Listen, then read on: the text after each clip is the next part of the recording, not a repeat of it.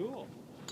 Well, I'd like to welcome everybody to this 4-series lessons. We're going to go over the full swing, and then next lesson we're going to go over some chipping, pitching, and what the difference between the two is. And then we're going to do some putting. So I'd like to welcome everybody. My name is Joe Chavez. I'll be your instructor for the next 4 weeks or so. I want to get to know you better, and I want you to get to know me better. So I'll go ahead and start the introduction. I've been doing this for 4 years now, and I love every moment of it, and I'm very passionate about teaching, and hopefully you'll get to see some of that as we go through this process. I was recently married last year, so very excited about that. Yeah. So I would like you to introduce yourself, give me your name and how long you've been playing golf, and what you expect to get out of this 4 series of lessons. So we'll start with you. Lenny Garcia. I've been playing for about 30 years, but not very good at it, I guess. That's all right. Just been playing. Sure. What do you expect to get out of these lessons? As much as I can. A good swing. I'm not a power hitter. I'd like to hit further. Okay. Distance? Distance, yeah. Okay. Mike Garcia, and I've been playing at least 30 years also. But what I'd like to learn is the correct way of swinging and hitting the ball. Okay. I hit the ball fairly decent, but I like to know the correct way and get my score down a lot lower. Good. My name is Sylvester Bobo. I've been playing for 30 plus years. And, what I hope to do is be able to hit the ball more accurately, straighter. A long time ago, I was able to do fades and draws, but now they come when they want to. So I just want to be able to be consistent, get a little more distance, but accuracy is more important than distance for me right now. Okay. My name is Julia Stumbaugh, and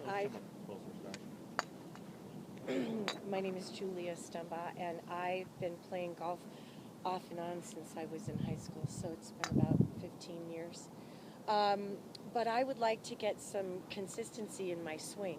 Okay. When I feel this, you can feel it when you hit the ball that was the proper swing, but staying consistent with that is tough. Yeah, that's the biggest word I hear all the time. I'm like, Joe, how do I get consistency? So I hear that all the time, but we will definitely get you there. Okay, thank you. Hi, I'm Leslie. I've been playing for a few years. I need help with everything. I've never been able to hit a driver. I carry it around, but maybe today I could learn to hit a driver, or at least get better with my woods. Okay, good. Cover some of that. My name is Colin, and probably been playing on and off since I was 16, but every other week, I'd say, in the last 5 years since I joined the men's club. So ready for the next level. Good. Consistency, obviously, is the word. It is the big word. Good. Well, nice to meet everybody. I look forward to working with you guys over the next few weeks. We're going to kind of go over some fundamentals today, and then I kind of want you to start thinking. All right, welcome back, guys. I hope last lesson was very helpful for you as far as full swing, and I hope the drills that I gave you kind of helped you and guided you through the process of the golf swing. Any feedback through the process as far as the drills or anything, or did you guys find that helpful at all? Yes. Good. I found it helpful from the right heel to the left ball of the foot, and it really helped me to stay balanced. Okay, good. Good. Today we're going to do chipping and pitching. There is a difference between the two. Not a lot of people know the difference, and they get the two confused. Now, can somebody tell me what the difference of chipping and pitching would be?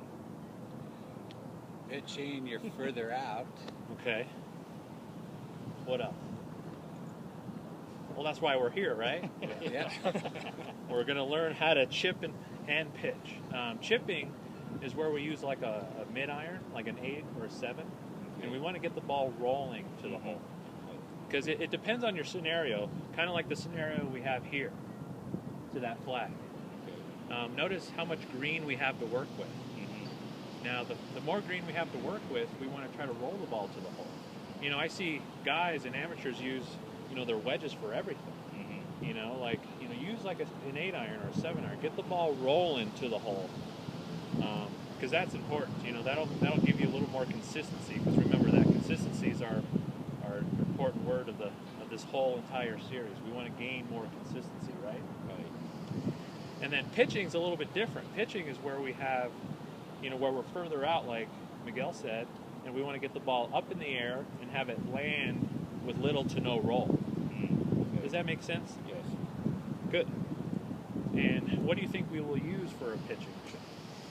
You know, pitching is the key word there. I would guess sand wedge or pitch. Exactly. Sand wedge or pitching wedge. Or lob, depending on how good you are. Exactly. Something that Yeah, has more loft, right? Right. In order for the ball to get up in the air. Right. So just think, chipping is 70% roll and 30% trajectory.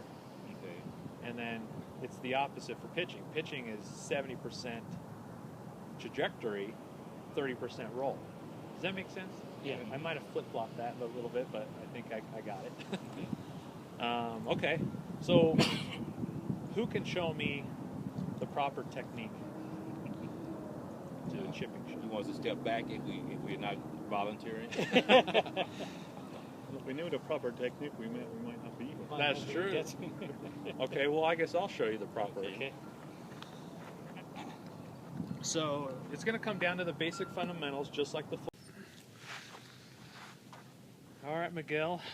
Thanks for coming back today. We're going to do. We're going to learn how to hit a bunker shot. Okay, so a few others had to bail today, so you're the only person that I get to teach today. Good. So we're going to learn the proper technique on how to hit a bunker shot. Okay. So what do you think? What club do you think we'll need in order to hit a bunker shot? A sand wedge. A sand wedge, right? Yes. Why? As far as I know, it's because it's thicker down here and it helps it get under the sand and pop it out. It's the most lofted club, right? That we Yeah, have in our that too. bag. So we're going to need to get the ball up and out of the sand. Now, do you think we're going to hit the ball first or the sand? From what I've heard and seen on TV, you hit the sand first, Okay. but it's hard for me to do that. Yes, we're gonna actually hit the sand and let the ball travel out without actually hitting the golf ball. Okay, so the first thing we need to learn is actually how to, stand, how to hold it, and how to swing it. Okay. So first would be the grip. The grip is going to stay the same. You can either grip it, overlap or under, or interlock. And I like to choke down on the club just a little bit, kind of like chipping and pitching. Okay. So that way we have better control of the head. Okay. So here we are in the bunker. Now, a bunker is a hazard, so we can't actually ground our club. But for practice purposes, we'll be able to touch our club onto the sand today. But when you get on the course, make sure you don't, ground your club. Okay. Does that make sense? Yeah. So we're going to that target right there. This is probably the hardest bunker to learn off of because, you got to get over this Yeah. big hump. But I'm going to show you the proper technique. So what I'm going to do is I'm going to draw a line that's approximately, 2 or 3 yards left of my target. Okay. That's going to be where I stand. That's where I'm going to put my feet. Okay? And then what I'm actually going to do, I'm going to open the club face like that. So that way it's pointed towards my target. Okay. Okay? So my feet, my hips, and my shoulders are all lying left of it, but my club face is actually aimed at the target. So that way, Okay. it's going to create loft, more loft, but it's going to help us kind of get that splash that we need to get out of the sand. Okay? Does that make sense? Yes. So we're going to take a nice wide.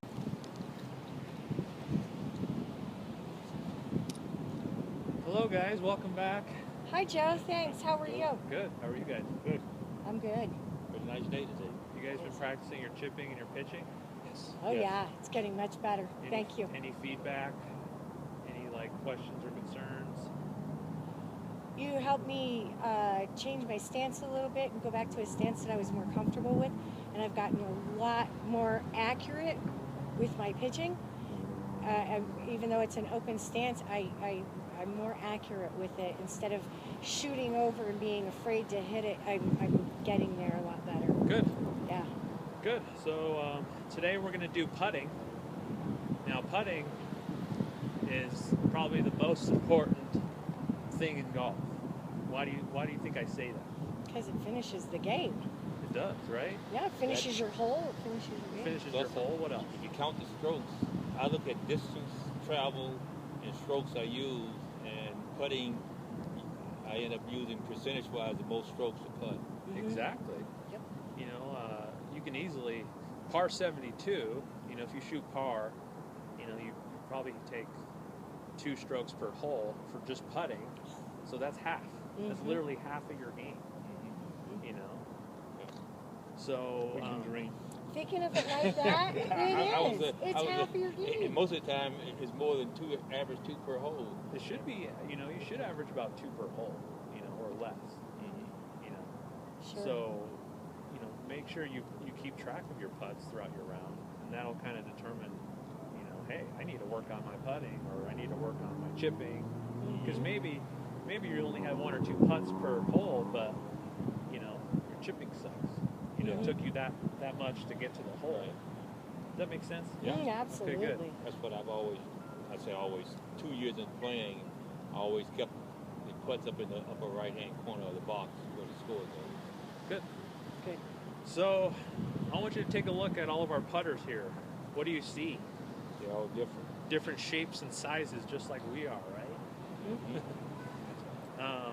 You know, putting, there's so many different preferences involved. Do you guys know what preferences are? I mean, obviously, right? You Yes. might prefer to do it one way to another. So there's not too many things as far as fundamentals to work on, but I'll give you those fundamentals and give you a few drills to kind of work on, and hopefully that'll make you a better putter. I got my putter here. It's a typical blade putter, kind of similar to other putters. So Sylvester, Mike, and Colin have what we call a mallet putter. So kind of heavier as far as weight and bigger in size to kind of help us guide us, you know, through the putt. So that's a preference right there. You know, you might prefer a smaller headed putter or a bigger headed putter. So whatever feels good to you.